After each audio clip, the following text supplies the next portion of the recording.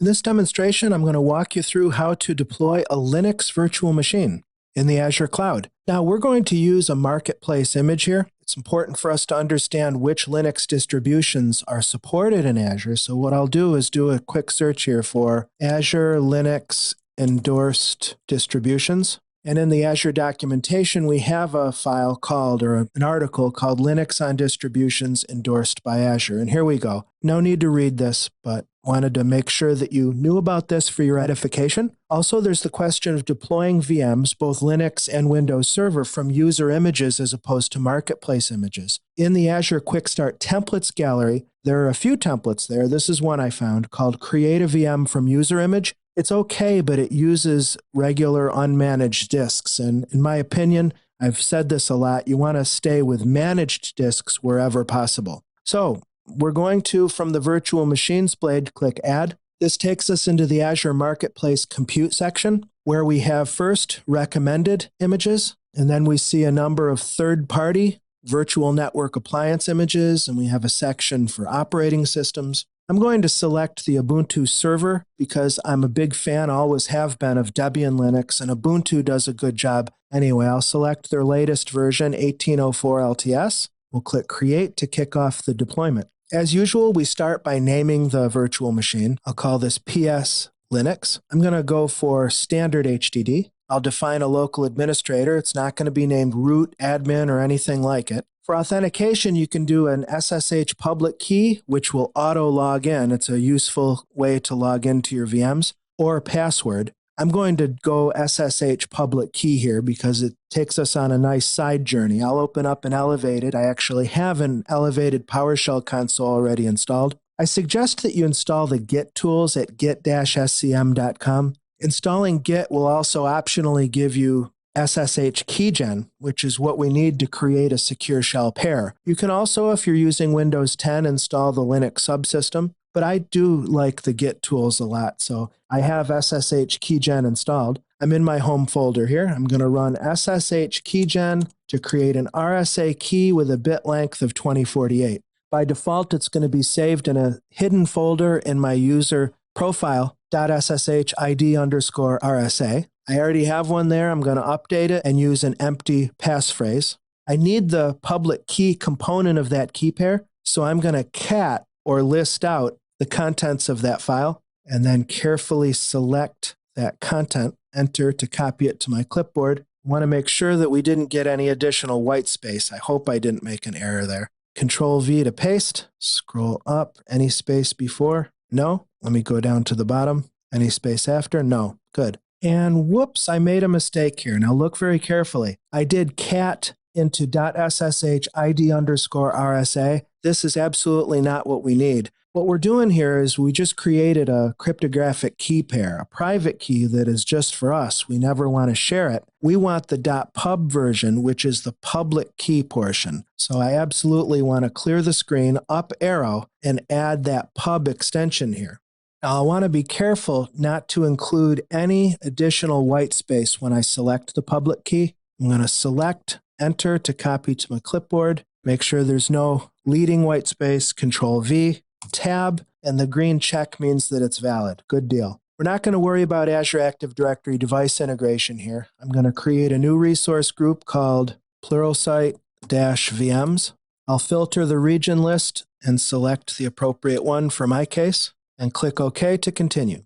Next, we choose an instance size. Based on the region that we selected and our subscription, we have a number of available instances. This is a long list. We can filter the list here by using this as a guide, general purpose, compute optimized, whether we want premium or images that support premium, what we're looking for as far as virtual CPUs. I'll bring that down 1 to 6. How's that?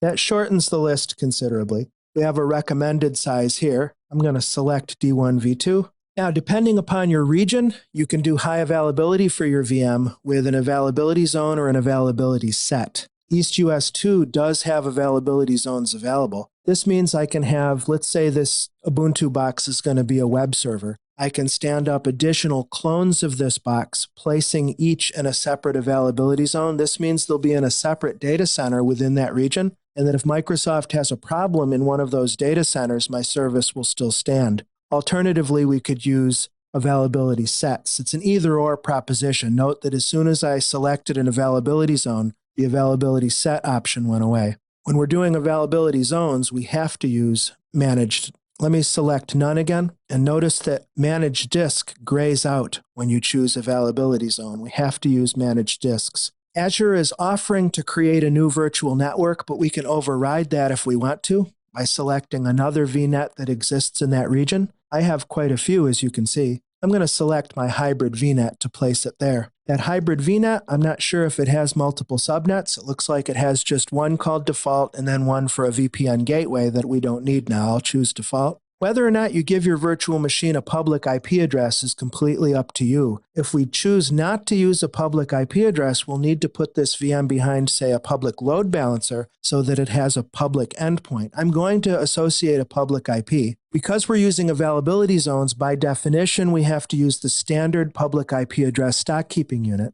This is an availability zone aware public IP address resource. Its assignment cannot be dynamic. You get your first 5 reserved public IPs for free, and then you pay a small price for them. Click OK to accept this. For network security group, you have to have one with a standard SKU public IP address. If you go basic, it's going to bind a new NSG to the virtual network interface, and you can poke open holes in the network security group for particular protocols like Secure Shell. If you do advanced, this allows you to actually choose an existing network security group. I have a few that we've already created, or we can create a new one and customize the rule sets the way that you normally do. I'm going to back out of this, come back to the basic or network interface card level network security group, and I'm going to make sure to allow an exception for SSH. Now that little warning is just a reminder to let us know that we're exposing this management port directly to the internet. I want you to be aware parenthetically that Azure Security Center standard tier has a wonderful feature called just-in-time VM access that allows you to protect these ports on your VMs, especially cogent when we're using a public IP like we are here. We don't need extensions now, but extensions are awfully useful for post-deployment setup, installing agents, and so forth. We can save money with auto shutdown, but I'm going to assume I need this VM for business use. I want to make sure that boot diagnostics is enabled. This is going to give us periodic screenshots of the console to see whether the VM is in a healthy state or not, and also enables the serial console, which I'll show you later. To do diagnostics, you need a storage account, and it looks like it's Azure's volunteering to create a new one. But in the region, we may have some other ones. I do, in fact, have an existing storage account that I'm using for diagnostics. This is just a regular general-purpose storage account that's using locally redundant storage and traditional mechanical disks. The backup workflow is now integrated directly in VM creation. I'll leave that disabled. We'll click OK. And finally, we'll see our summary screen, which has some important stuff, including the pricing details. I'm going to click Create to submit the deployment. We open the notification bell, we can follow the deployment by clicking the hyperlink. Here's where we can see step by step what's going on with the deployment. And notice this, there's a template setting that shows you the underlying JSON Azure Resource Manager template that defines this deployment. We can actually add this JSON definition to a template library to make it easier to deploy this type of virtual machine again. Give it a description, give it a name, click Save. And then in the future, if we want to deploy a similar VM, we can go to the Templates service blade, as you see here, and we can base a new deployment based on that template. Notice also we can click Download. I'm going to open up the zip file that comes down, and this gives us, again, the template and its parameters, the source code of the JSON template, as well as a number of deployment helper scripts. We have PowerShell, Bash Shell, Ruby, and C#. Excellent. In the next demo, I'll show you how to connect to this Linux virtual machine.